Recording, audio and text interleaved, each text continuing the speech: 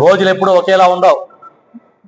ఇవాళ తెలుగుదేశం పార్టీ కూటమి ప్రభుత్వం అధికారంలో ఉందని చెప్పి ప్రజాప్రతినిధుల్ని చులకనగా చూస్తే అది మంచి పద్ధతి కాదని చెప్తున్నాం. మీరు ఇవాళ తెలుగుదేశం పార్టీ చేసిన కుట్రకి అనుగుణంగా దాంట్లో భాగస్వాములు అయ్యేటట్టుగా ప్రవర్తించొద్దని కూడా అధికారులను కోరుతున్నాం.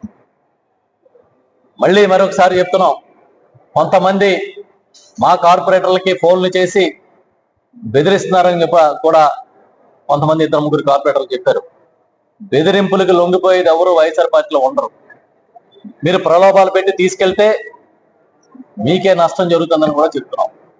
ఖచ్చితంగా విశాఖపట్నం ఈ కార్పొరేషన్ ఆ రోజు ప్రజాభిమానంతో వైఎస్ఆర్ పార్టీ కౌన్సిల్ ఏర్పాటైంది. తప్పకుండా దీన్ని కాపాడుకుని తీరుతామని చెప్పి గట్టిగా చెప్తున్నాం. ఇది మంచి పద్ధతి కాదు. ఇలాంటి దొడ్డిదారి రాజకీయాలు మా కార్పొరేటర్ అందరినీ ఏదో ప్రలోభ పెట్టి తీసుకెళ్తామనే ఆలోచనలు మానుకుంటే మంచిదని కూడా హితవు పలుకుతున్నాం.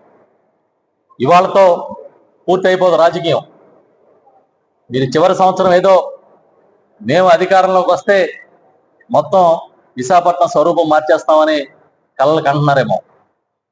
ఖచ్చితంగా ఈ రాష్ట్రంలో వైఎస్ఆర్ పార్టీ చాలా గట్టిగా ప్రతిపక్ష పాత్ర పోషిస్తుందని చెప్పి తెలియజేస్తూ ఉన్నాం.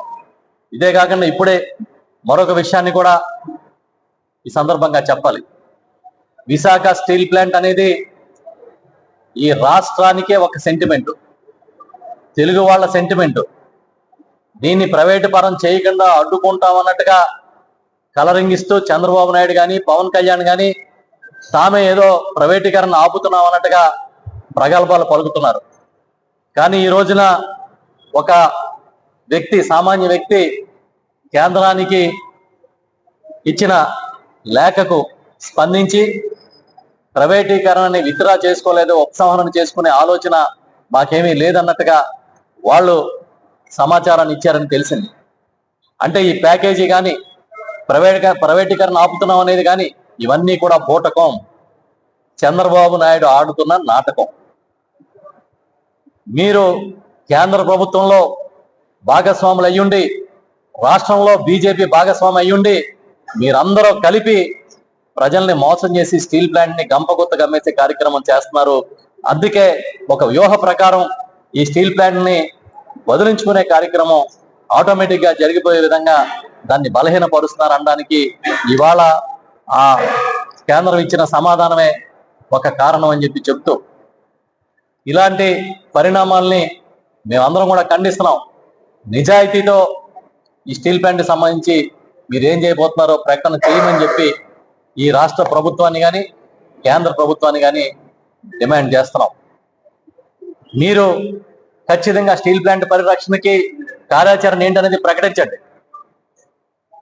పై కబురుతో కాలక్షేపం చేస్తారంటే ఒప్పుకునేది లేదు. కేంద్ర ప్రభుత్వం చాలా విస్పష్టంగా ఈ ప్రైవేటీకరణ ఉపసంహరించుకోలేదు, అలాంటి ఆలోచనని పూర్తిగా మేము ఉపసంహరించుకోలేదు రాసిచ్చిన తర్వాత కూడా ఇంకా దీనిలో మీరు అబద్ధాలాడి ప్రజల్ని మోసం చేసే కార్యక్రమం చేయొద్దని చెప్తున్నాం. మీ నిజాయితీ నిరూపించుకోండి. సొంత గనుల్ని కేటాయించిందని, అదేవిధంగా ఉద్యోగులకు సంబంధించి మీ విధానం ఏంటనేది కూడా స్పష్టంగా ప్రకటించమని కూడా మేము డిమాండ్ చేస్తున్నాం. దీంతో పాటు